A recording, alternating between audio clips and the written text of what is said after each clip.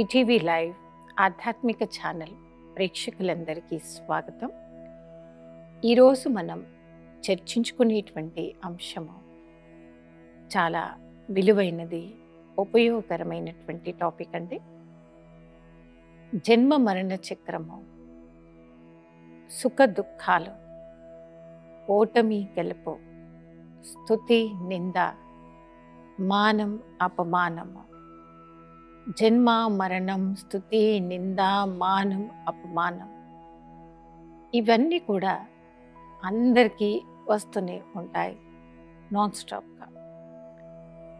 కొన్నిసార్లు మన యొక్క మైండ్ ఎనర్జీ లెవెల్ ఫుల్గా ఉన్నప్పుడు, మనం పాజిటివ్గా ఉన్నప్పుడు, స్ట్రాంగ్గా ఉన్నప్పుడు పెద్ద విషయం కూడా చాలా చిన్నగా అనిపిస్తుంది, సింపుల్గా తీసుకుంటాం. కానీ ఒకవేళ మనము మెంటల్గా కానివ్వండి, ఫిజికల్గా కానివ్వండి, కొన్ని సందర్భాల్లో వీక్ అయిపోయామనుకోండి, వీక్ మైండ్ అండ్ వీక్ మన బాడీ అలా అయిపోతే, ఆ కండిషన్లో ఉన్నప్పుడు పెద్ద విషయం కూడా సింపుల్గా తీసుకున్న మనమే మెంటల్గా అండ్ ఫిజికల్గా వీక్ ఉన్నప్పుడు చిన్న విషయం కూడా మనకు పెద్దగా కనిపిస్తూ ఉంటుంది. భూతద్దంలో పెట్టి చూసినట్టుగా అనిపిస్తుంది. చాలా పెద్దగా ఒక పెద్ద ప్రాబ్లంగా మనం తీసుకుంటూ ఉంటాం. చూసేవారు, వినేవారు, మనం అంటే చాలా ఇయర్స్ నుండి పరిచయం ఉన్నవారు, వారు కూడా మనతో అంటూ ఉంటారు, మీరా ఇలా మాట్లాడుతుంది, మీరా ఇలా అంటుంది, అసలు మీరు మాట్లాడుతుంది కాదండి, ఈ మాటలు మీవి కావు, ఇంకెవరివో మాటలు మీ నోటి నుండి ఇలా వస్తున్నాయి అని వారు మనకి గుర్తు చేస్తూ ఉంటారు. మానవుని జీవితంలో పరివర్తనలు అనేక రకాలుగా వస్తూ ఉంటాయి. కానీ ఒక 2-3 సందర్భాలు ఎలాంటివంటే, తొందరగా మెంటల్గా, ఫిజికల్గా మనను వీక్ చేస్తూ ఉంటాయి. అలాంటి మైండ్ని వీక్ చేసేటువంటి సందర్భం వచ్చేదే శారీరక ఆరోగ్య సమస్యలు. మనకు ఫిజికల్ బాడీకి అనారోగ్య సమస్యలు వచ్చినప్పుడు చాలాసార్లు మన మైండ్ కూడా వీక్ అయిపోతూ ఉంటుంది. అందుకే కొందరికి హ్యాబిట్ ఉంటుంది, మామూలుగా వాళ్ళ ఇంటికి వెళ్ళకుండా, మామూలుగా కలవకుండా, పలకరించకుండా, ఎవరికైనా ఆరోగ్య సమస్యలు వచ్చినప్పుడు ఖచ్చితంగా వెళ్తారు. కొందరైతే హాస్పిటల్లో అడ్మిట్ ఉండే టైంలో మరీ వెళ్ళి వారిని పలకరించి వస్తూ ఉంటారు. అంటే మన ఉద్దేశం దాని వెనకాల ఏముంటుందంటే, మనం చేయగలిగేటువంటివి పెద్దవి చేయకుండా చిన్న హెల్ప్ అయినా, చిన్న సహాయం కూడా అలా దుఃఖంలో, అశాంతిలో ఉండేటువంటి వారికి ఒక హెల్ప్ చేసినటువంటి దానిగా అవుతుంది అనే ఉద్దేశంతో పేషెంట్స్ని మనం పలకరించి వస్తూ ఉంటామండి. అనారోగ్య సమస్యలు మనం ఉన్నప్పుడు మనం ఫస్ట్ చేయకూడని పని ఏంటంటే, అతిగా ఆలోచించడం. ఇది మనం చెయ్యకూడని పని. కొందరికో అలవాటు ఉంటుంది, చిన్న జబ్బు వచ్చినా అతిగా ఆలోచిస్తూ ఉంటారు, భయపడుతూ ఉంటారు, బాధపడుతూ ఉంటారు. మరి కొందరికో హ్యాబిట్ ఉంటుంది, నాకింత అనారోగ్యంగా ఉన్నప్పుడు ఎవరినైతే నా ఆత్మీయులు అని అనుకున్నారో వారు నాకు సరైన సమయంలో సహాయం చేయలేదు అనేటువంటి ఫీలింగ్స్ కొన్నిసార్లు గొడవలు కూడా తీసుకురావచ్చు, సంబంధాలు కూడా పూర్తిగా తెగిపోవచ్చు. ఇలాంటి దృశ్యాలను చాలామందిని చూస్తూ ఉంటాము. కొందరికో నేచర్ ఉంటుంది, ఎప్పుడు తన వైపు మాత్రమే మాట్లాడతారు, తన వైపు మాత్రమే ఆలోచిస్తారు, కానీ పక్కవారి గురించి పట్టించుకోరు, పక్కవారి గురించి ఆలోచించరు. సంవత్సరం అంతా నాకు సహాయం చేసినటువంటి వ్యక్తి ఈరోజు నాకు సహాయం చెయ్యలేదు అంటే అటువైపు వ్యక్తి ప్రజెంట్ టైంలో ఎలాంటి కండిషన్లో ఉన్నారు, అటువైపు వ్యక్తి ఏ ప్రాబ్లంలో ఉన్నారు అని తెలుసుకునే ప్రయత్నం కొందరు చెయ్యరు. ఎదుటి మనిషి కూడా వారికి తెలియకుండానే ఏదైనా ప్రాబ్లంలో ఇరికిపోయి ఉన్నారు, లేదా వారికి కూడా అనారోగ్య సమస్యలు ఏవైనా ఉన్నాయా అని అటువైపు గురించి కూడా అటువైపు కూడా కొద్దో గొప్ప మనం ఆలోచిస్తే సంబంధాలు తెగిపోకుండా మనం కలుపుకున్న వారి అవుతాం. ప్రేమపూర్వకమైన సంబంధాలు, స్నేహపూర్వకమైనటువంటి సందర్భాలు తెగకుండా వాటిని మనం మెయింటైన్ చేసిన వారిని అవుతాం. స్పెషలీ అనారోగ్య సమస్యలు ఉన్నప్పుడు ఇలాంటి మనం చూస్తూ ఉంటాము. మీకు ఆరోగ్య సమస్య వచ్చింది, ఓకే, ఆ టైంలో ఆవేశంలో రాకండి, క్రోధంలోకి రాకండి, ఇంటి వారిపైన అరవకండి, వర్క్ ప్లేస్లో షౌట్ చేయకండి. ఇవన్నీ చేయటంతో ఎప్పుడు కూడా పొరపాటుని ఇలా ఆలోచించకండి. మీ ఆరోగ్య సమస్యలో నా తలనొప్పి ఉంది అరుస్తున్నందుకు పోతాయి, నా జ్వరం వచ్చింది అందరిపైన షౌట్ చేస్తే పోతాయని వాటికి వీటికి దీనికి దానికి లింక్ లేదు, సంబంధం లేదండి. అనారోగ్య సమస్యలు రావడానికి ఎన్నో రీజన్స్ ఉంటాయి. పాస్ట్ జన్మల పాపకర్మల అకౌంట్ కూడా ఉండవచ్చు, లేదా ఈ జన్మలోనే అతిగా అలసిపోవటంతో ఫిజికల్గా కానివ్వండి, మెంటల్గా కానివ్వండి ఎక్కువ టైర్డ్ అవ్వటంతో కూడా అనారోగ్య సమస్యలు వచ్చే ఛాన్స్ అనేది ఉంటుంది. ఎదుటి ఆత్మ సిక్ అయ్యారు, ఓకే, ఏమి రీజన్ అయ్యి ఉండొచ్చు అని తెలుసుకొని వారిని మనం ఆ బాధ నుండి బయటకు తీసుకురావడానికి మనం చెయ్యగలిగేటువంటి సహాయం వారికి చెయ్యాలి. అంతేకాని మనం ఆవేశంలో రావటంతో, అరవటంతో, షౌట్ చేయటంతో ఏ సమస్యకి సరి అయిన సమాధానం కాదు. అనారోగ్య సమస్యలో మీరు ఉన్న టైంలో మనసుని కూల్గా పెట్టుకోండి, ప్రశాంతంగా ఉండండి. ఆవేశంలో రావటంతో నాకు ఇంత ఆరోగ్యం బాగాలేకుండా నాకెవ్వరూ ఏం చేయట్లేదు అని అరుస్తే అక్కడ గొడవలయ్యే అవకాశం ఉంటుంది. అవి ఎప్పుడూ చేయకండి. అనారోగ్య సమస్య వస్తే నియరెస్ట్ హాస్పిటల్ ఏది, మీ బాడీకి సూట్ అయ్యేటువంటి మెడిసిన్ ఏది, దాన్ని సెర్చ్ చేసి నిదానంగా ఆలోచిస్తూ మీ ట్రీట్మెంట్ స్టార్ట్ చేయండి. మరి ఆధ్యాత్మికత అంటే పాజిటివ్ ఆలోచించేటువంటి వ్యక్తులు, వారికే వస్తాయి ఆరోగ్య సమస్యలు. ఆధ్యాత్మిక మార్గంలో ఉన్నవారికి వస్తాయి, లేని వారికి కూడా వస్తాయి. కానీ మనం వింటున్నటువంటి మహావాక్యాలు మన యొక్క జ్ఞానమును సరి అయిన సమయంలో ఉపయోగించుకోవడం మనకి రావాలి. ఆవేశంలో రావటంతో, క్రోధంలోకి రావటంతో మన దగ్గరే ఉన్న, మనకు పక్కనే ఉన్న దాన్ని మనం వాడుకోలేకపోతూ ఉంటాం. అలా చెయ్యకుండా ఆ సమయంలో మైండ్ని కూల్గా పెట్టుకోండి. కూల్గా ఉన్నప్పుడే మీరు ఆ సమస్య నుండి ఏం చేస్తే బయటకు రాగలుగుతారో అనేటువంటి ఏదో ఒక మార్గం మీకు దొరుకుతుంది. సమస్యలు సమయంలో మనం ఎప్పుడు కూడా ఆవేశంలోకి రాకుండా శాంతచిత్తంగా ఉండడం మనం అలవాటు చేసుకోవాలి. ఆరోగ్య సమస్యలు వచ్చినప్పుడు స్పెషల్లీ అతిగా మనం దుఃఖంలోకి రాకుండా, మన మైండ్పై తీసుకోకుండా హాయిగా ఉండడం ఫస్ట్ ఆఫ్ ఆల్ మీరు స్టార్ట్ చేయండి. నిదానంగా ఉండండి.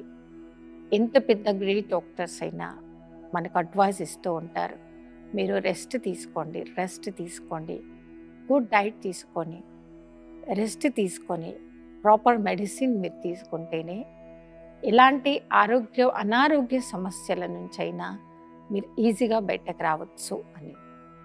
కొన్ని సందర్భాల్లో ఒక మంచి సలహాలు మనకి ఎంతో ఉపయోగపడుతుంది. అనారోగ్యంగా ఉన్నప్పుడు ముందు మీ యొక్క మైండ్కి మీరు రెస్ట్ ఇవ్వడం స్టార్ట్ చేయండి.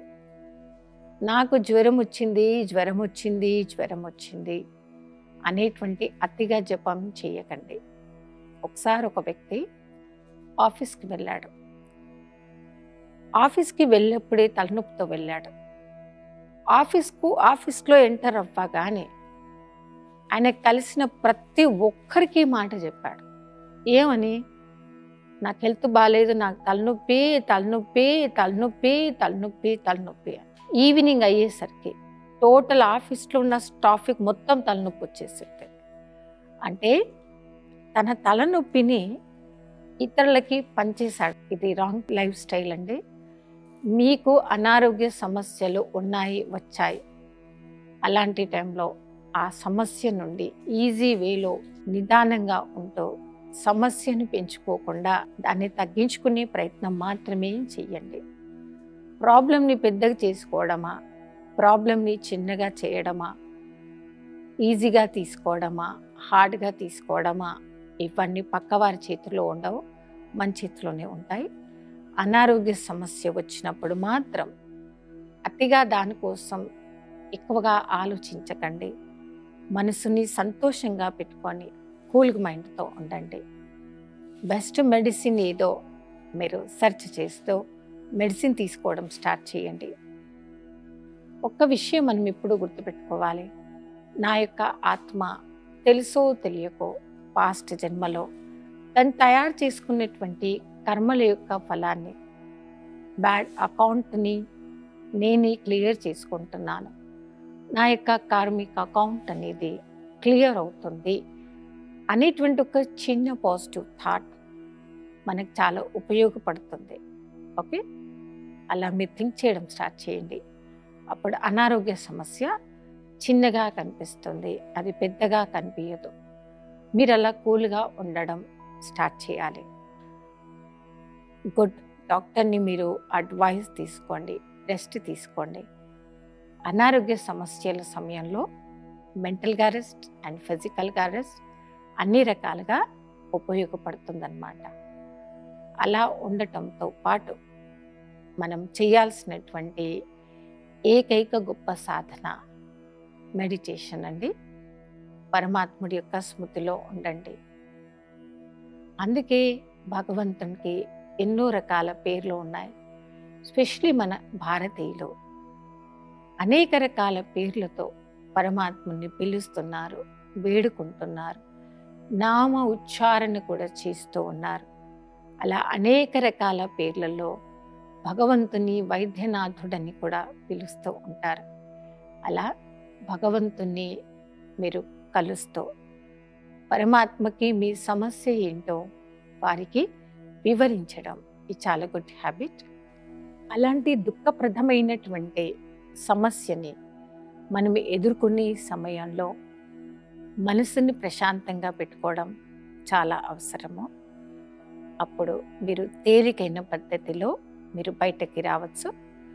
రాజీవ్గా మెడిటేషన్ యొక్క సాధన ఎలాంటిది అంటే పరమాత్ముడి యొక్క స్మృతి ద్వారా భగవంతుడి నుండి ఆ పాజిటివ్ ఎనర్జీని ముందుగా మీరు రిసీవ్ చేసుకోండి.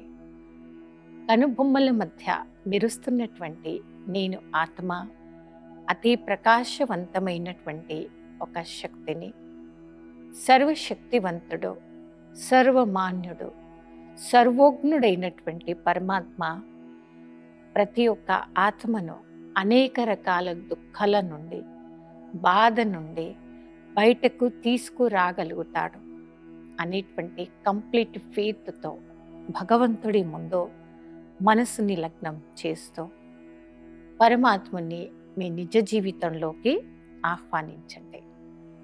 కొందరికో నేచర్ ఉంటుంది, వారికి ఆరోగ్యం బాగాలేనప్పుడు ఎవరు పలకరీయలేదనుకోండి చాలా కోపం వస్తూ ఉంటుంది, బాధపడుతూ ఉంటారు.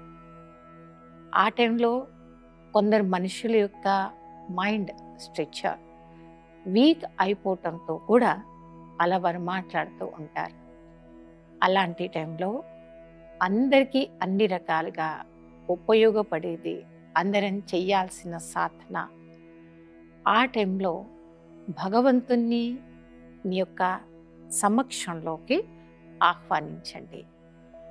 ఏ ఆర్గన్ పైన మీ యొక్క ఆ జబ్బు యొక్క ప్రెజర్ ఎక్కువ ఉందో ఆ ఆర్గన్ పైన పరమాత్ముడి ద్వారా మీరు తీసుకున్న పాజిటివ్ ఎనర్జీని భగవంతుని యొక్క శక్తి ద్వారా ఆ ఆర్గన్కి మీరు ఇస్తున్నట్టుగా ఎక్స్పీరియన్స్ చేయండి. ఎలాంటి గొప్ప డాక్టర్ అయినా, ఎలాంటి గొప్ప మెడిసిన్ అయినా, ఎవరైనా కానీ అనారోగ్య సమస్యలో ఉండే వ్యక్తికి వారు చెయ్యగలిగేంత అన్ని రకాలుగా ప్రయత్నం చేస్తూ, వారు ఇవ్వగలిగేంత ఇస్తూ, చెయ్యగలిగేంత చేస్తూ, లాస్ట్ వారి నోటి నుండి వచ్చేటువంటి జవాబు, నా వంతు ప్రయత్నం అన్నీ అయిపోయాయి, నేను చేయగలిగే ట్రీట్మెంట్ మొత్తము చేసేసాను, ఇప్పుడు నమ్మకం భగవంతుడి పైన పెట్టుకొని వారిపైన వదిలేయండి, నేను చేయగలిగే ప్రయత్నం అయిపోయింది అని ప్రతి ఒక్క గ్రేట్ డాక్టర్ కూడా ఇదే అడ్వైస్ మనకు ఇస్తూ ఉంటారు.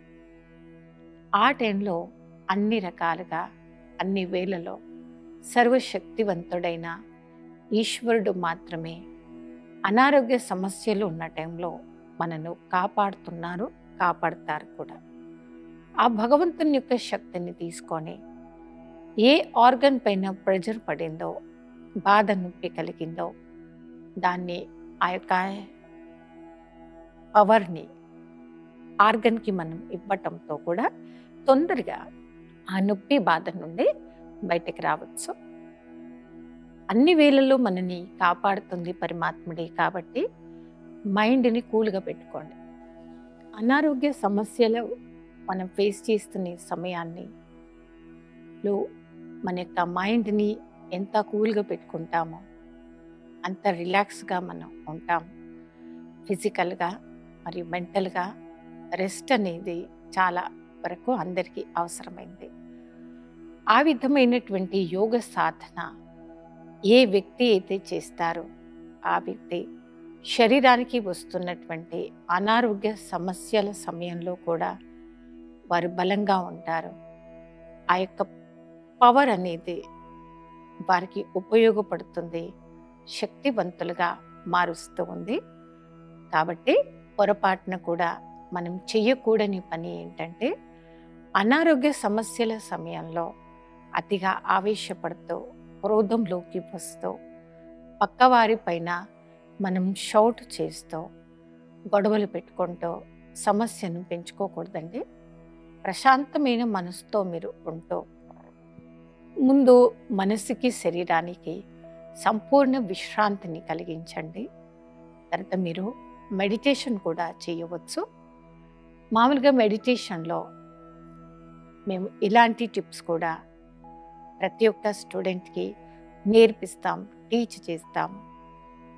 ఏ విధమైనటువంటి ప్రయోగం ఆ టైంలో చేయాలి, అలాంటి ప్రయోగాలను మీరు సొంతగా వస్తూ సొంతగా మీరే విచ్చేసి పద్ధతుల్ని నేర్చుకోవచ్చు.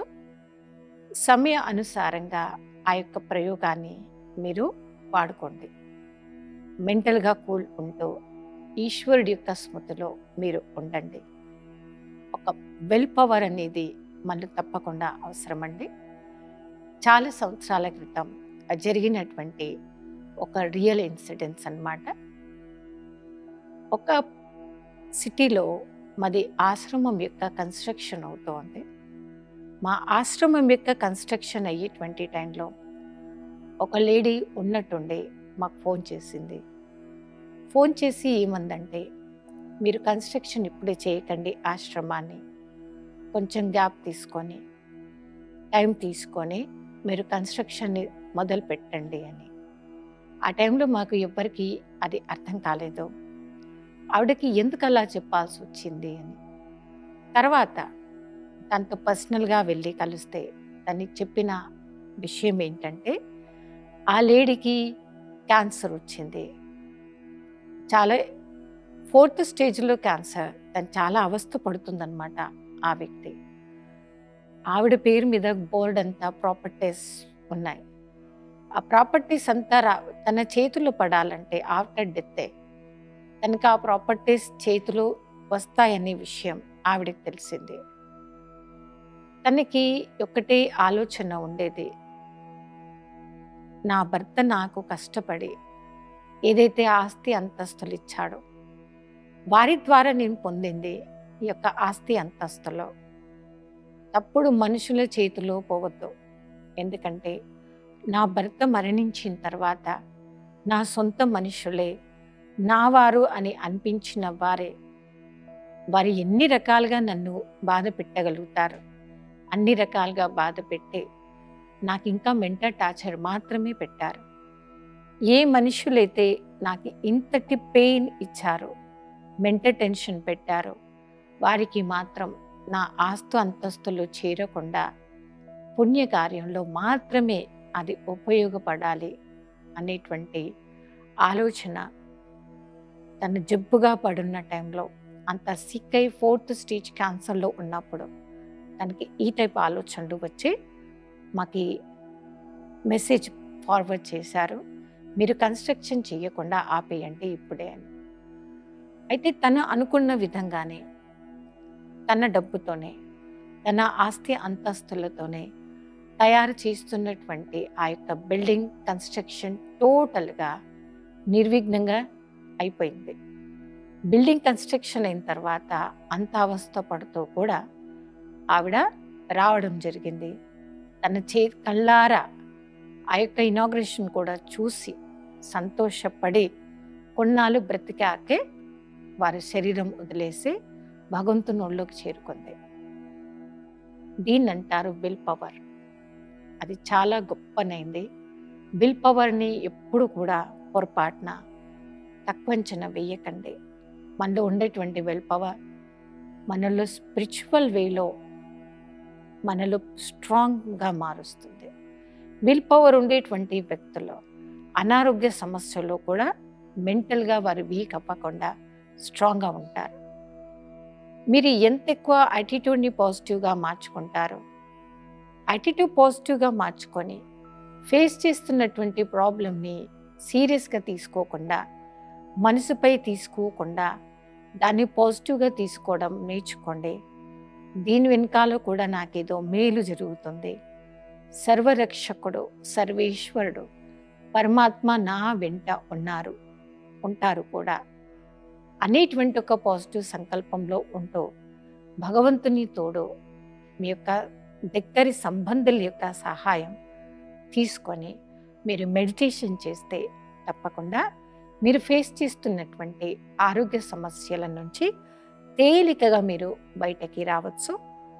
ఈ విధంగా అలాంటి టైంలో కూడా దుఃఖపడకుండా, అశాంతిలో రాకుండా, టెన్షన్ని పెంచుకోకుండా తేలికైన పద్ధతిలో అనారోగ్య సమస్యలు ఉండే టైంలో మనం ఈజీ వేలో బయటకి రావచ్చు.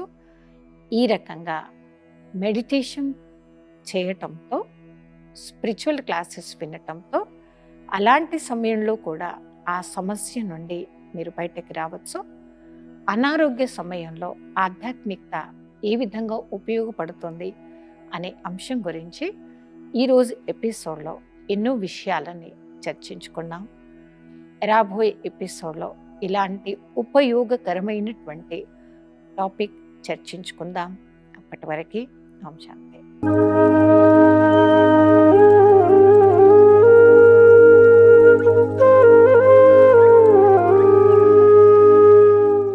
ఈ కార్యక్రమాన్ని తిరిగి చూడాలనుకుంటే www.youtube.com/ETV Life Spiritual లో చూడవచ్చు.